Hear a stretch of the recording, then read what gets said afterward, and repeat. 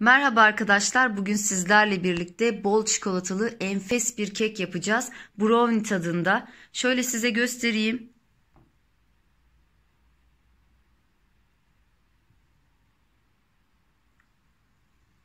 İç dokusuna da bakalım birlikte. Yapımı kolay, pratik bir şekilde hazırlanabiliyor. Aynı gün yerseniz inanılmaz güzel oluyor ama bir gün beklerseniz tadına gerçekten doyamıyorsunuz. Tarifime geçmeden önce videomu beğenmeyi ve kanalıma abone olmayı unutmayın. Kek için öncelikle 2 tane yumurtayı çırpmakla başlıyorum.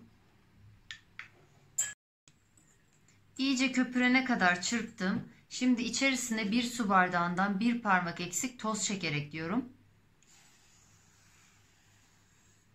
Ve şeker içerisinde iyice eriyene kadar çırpmaya devam ediyorum. Şekerle yumurtayı iyice karıştırdım. Şimdi içerisine 1 bardak süt ekliyorum.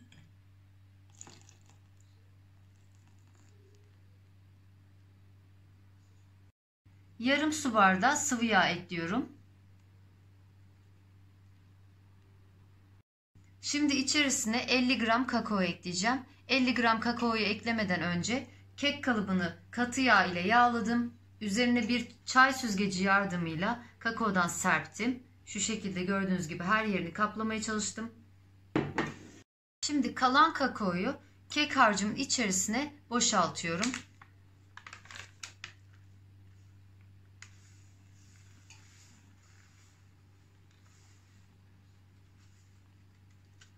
Tekrar güzelce karıştırıyorum.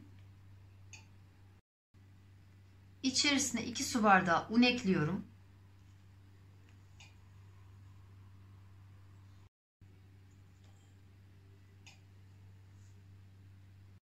Bir paket vanilya ekliyorum.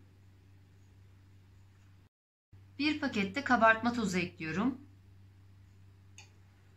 İçerisinde hiç topak kalmayana kadar çırpıyorum. Şimdi içerisine tepeleme 1 yemek kaşığı Nescafe ekliyorum.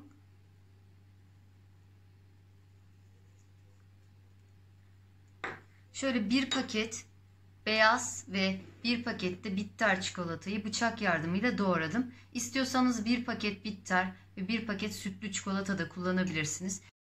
Ya da sadece bir çeşit çikolata da kullanabilirsiniz. Aslında hiç çikolata kullanmasanız da olur. Gerçekten bu şekilde de çok güzel kakaolu bir kek oluyor. İçerisine bu şekilde Nescafe eklemeseniz de olur ama bu biraz daha böyle kahve aroması veriyor ve gerçekten çok lezzetli oluyor. Şimdi bu çikolataların yarısını içerisine ekleyeceğim. Yarısını da üzerine serpeceğim. Şöyle içerisine ekliyorum.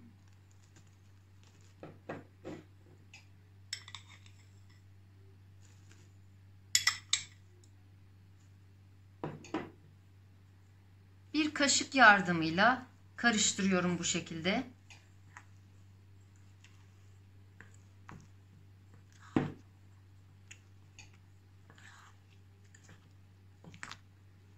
Katı yağ ile yağladığım ve üzerine kakao serptiğim kek kalıbına hazırladığım harcı boşaltıyorum.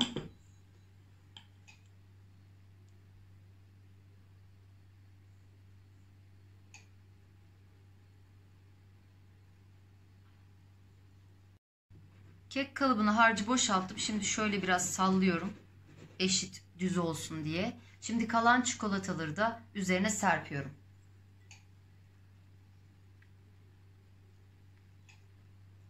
Siz biraz daha iri doğrayabilirsiniz. Ben biraz küçük küçük doğradım.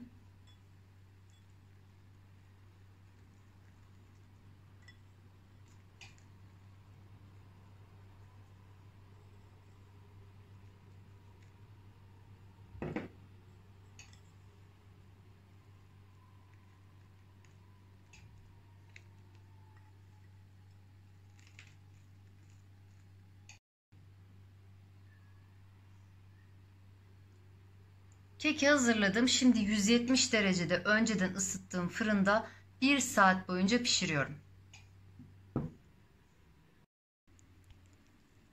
Keki fırından çıkardım. Şimdi soğumasını bekliyorum.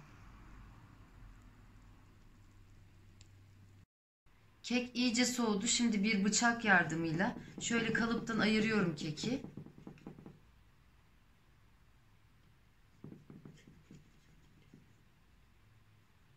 İyice soğumadan çıkarırsanız kekiniz dağılır.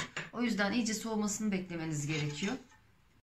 Kek servise hazır. Gördüğünüz gibi kek kalıbına serptiğim kakao brownie gibi katman oluşturmuş. Gerçekten çok lezzetli bir kek oluyor. Bol çikolatalı.